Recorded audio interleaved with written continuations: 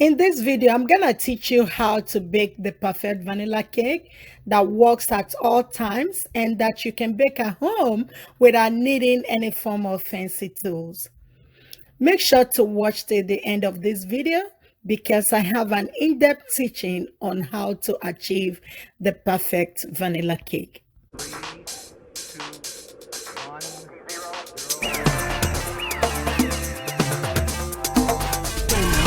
3, 4.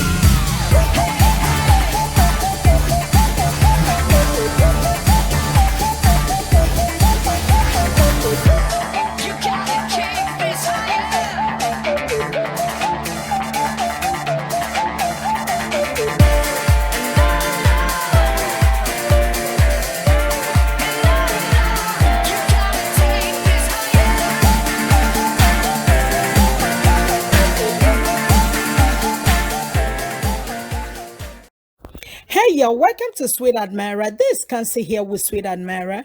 Sweet Admirer is where we provide our clients with custom-made cakes and desserts from scratch. If you're new here, welcome and consider subscribing to my channel. And do not also forget to turn on the notification button so that you know when I put out any new content. This is my go-to vanilla cake. First thing first, what I like to do is to make sure all of my ingredients are at room temperature. Now, what is room temperature, you may ask? Okay, how do you determine what room temperature is for someone in Minnesota and someone in Texas? It's gonna be pretty difficult to answer, right? Because Minnesota is colder than Texas. So the easiest and simplest way to determine what room temperature is for our ingredients is by running the simple test, which I'm about to show you today. Let's start with the butter. What I do first is I set out, you have to get yourself prepared ahead of time. For me to bake a cake, I want to set out all the things that I need, most especially the stuff that needs to be at room temperature, like my butter. I set it out, bringing it out from the refrigerator, put it out on the countertop for a while. So the way to test this to make sure your butter is at room temperature, give it a poke. You want to poke your butter? Can you see as I poke into my butter, I'm leaving an indentation of my finger without the butter melting away. So for a butter that is at room temperature, does not need to melt away when poked. You see? I'm poking it, I'm only leaving an indentation of my finger, but the butter is still hard enough to hold its shape. It's not melting away. This is how you know that your butter is at room temperature. So we are not looking for any melted butter here. So can you see my room temperature butter? Now, your eggs or milk should not feel cool or warm to a touch. Make sure to bring them out from the refrigerator and set them out on a countertop for a while before baking with them. Of course, all these, you really don't need all this to be at room temperature because they are already at room temperature. Okay, for my milk, your eggs or milk should not feel cool or warm to a touch. Make sure to bring them out from the refrigerator and set them out on a countertop for a while before baking with them. This is the way I line up my pan. I use a parchment paper and the size of pan that I'm gonna be baking with to get the size of the parchment paper. What I do is, after getting the size, now I double it. I just fold into two. If I'm gonna be preparing 4 pans, I do this, I fold into 4, meaning that I get a longer parchment paper. Now that I'm doing just 2, this is just to make my work easier. Instead of cutting this 2 times, I just do it once. So this is the way that I do it. Don't be worried that the ink is gonna get into your cake. No, we'll cut in to avoid the ink. I usually use a pencil. The pencil I have here is not sharpened, and I can't even lay my hands on any sharpener right now. So you see what I'm doing? I'm just trying to get the 2 at the same time.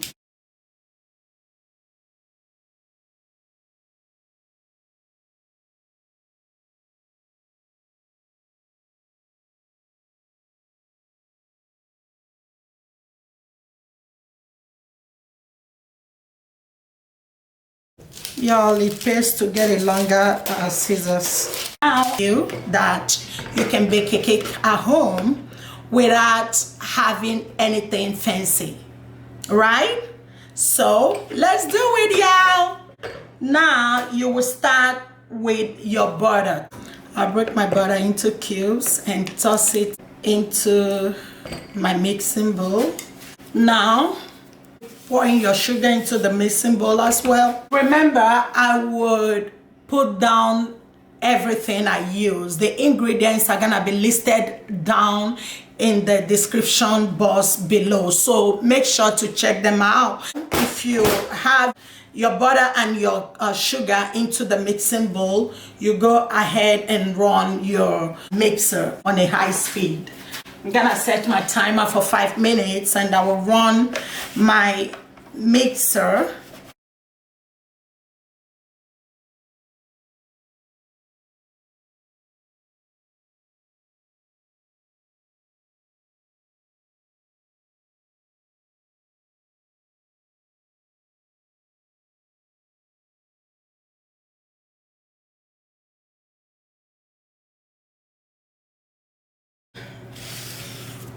Make sure to scrape down, then continue. The reason you want to scrape down is to make sure everything is fully incorporated.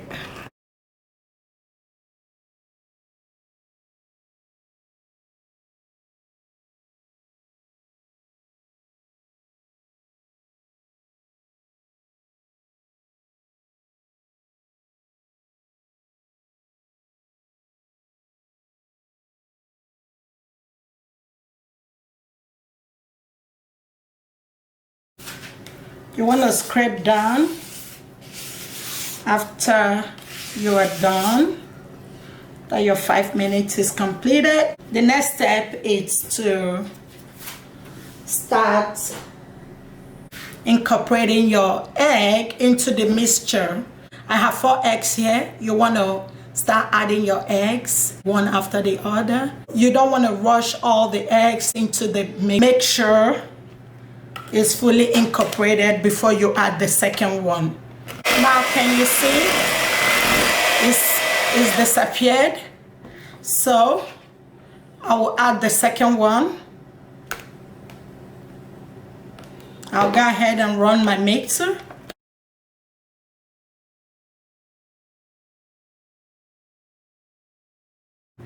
Now we'll add the third one.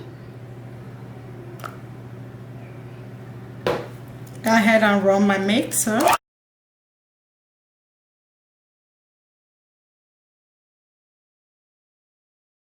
You don't want to run your mixer for too long when you are adding your eggs, so that you don't cause your cake to be too hard.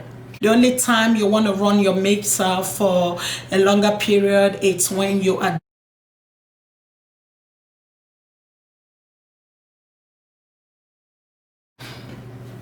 make sure to scrape down. For the milk, you add your vanilla into the milk and stir. Now we have our milk, we have our mixture, and we'll start incorporating the flour and the milk alternately. So you start with the flour and finish with the flour, okay?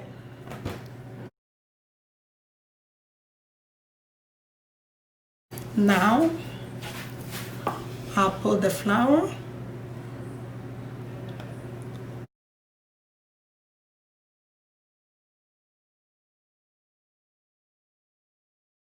You don't want to run it for too long.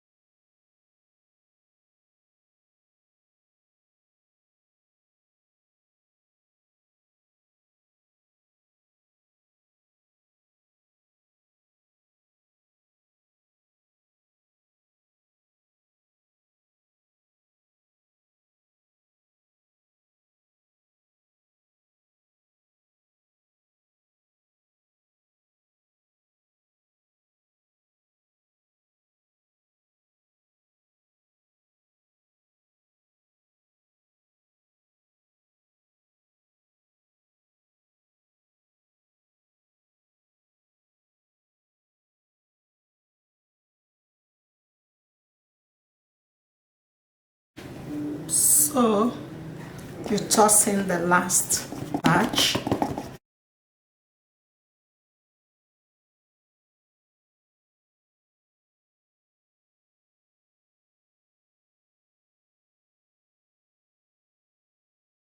Like I said, you don't want to run your mixer for too long. Now you can finish up by folding it in with your spatula. Make sure you scrape off properly. You see this beautiful batter? Beautiful. So we'll pour it into our, what I do is I just place it in. That's it for me. I use professional baking pans, so I do not bother greasing at all. I don't go through all that you see all bakers do. I'm trying to rub butter, rub oil, rub powder, whatever, just to make sure you don't have your cake sticking onto the pan. I do not do all of that. What I do is I just put my pan. Look y'all. Voila! As easy as this. I hope someone is learning something. If you're learning something, smash the like button below so that I will know you're learning something. Look at how easy is this. How easy is this? What I do is, by the time my cake comes out from the oven, I just leave it out for a longer time, like 10 minutes, and it's cooled, and I'll pull it out. Just pull it out. Voila!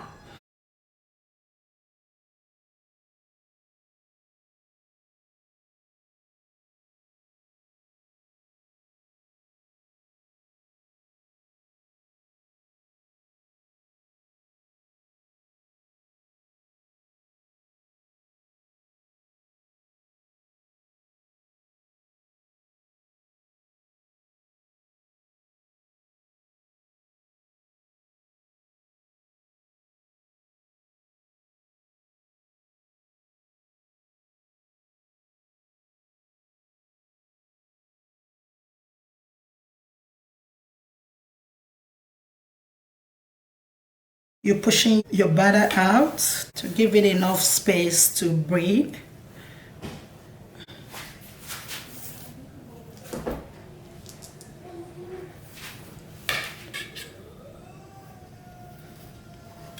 My oven is already preheated for 350. So I will toss this into the oven. Before I do that, I would bang this on the table to let out enough air. This is to avoid my cake from having air pockets. You don't want this to be noisy. What you want to do is just put your towel on the table, and sometimes the noise from the bang can be very annoying. So what you want to do is bang, bang, bang. The reason you are banging is to let out enough air so that you don't have air pockets when you are done baking. So you see, I don't have a lot of noise because I have it on a towel. Bang real good, y'all. Bang real good. Okay, bang the second one too.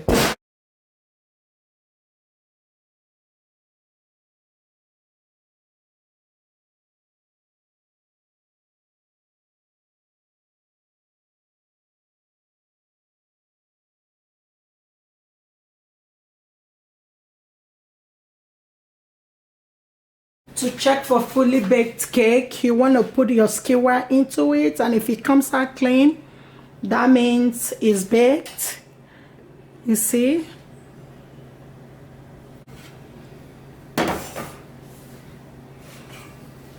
Then you leave it for 10 minutes to cool down, and then you pull it out from the pan into the rack. Now you can run your spatula around the cake.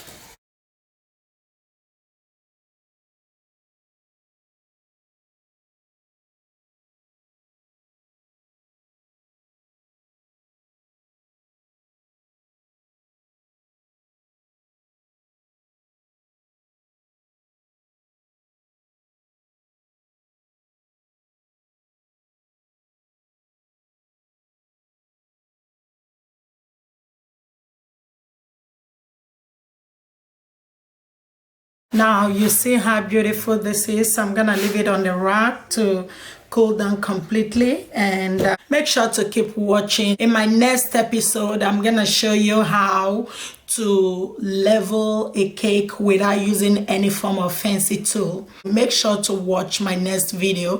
If you haven't subscribed to my channel, you want to do so right now, and if you have, make sure to turn on the notification button so that you will know when I put out any new content. And I'll see you all on my next video. Thanks and God bless.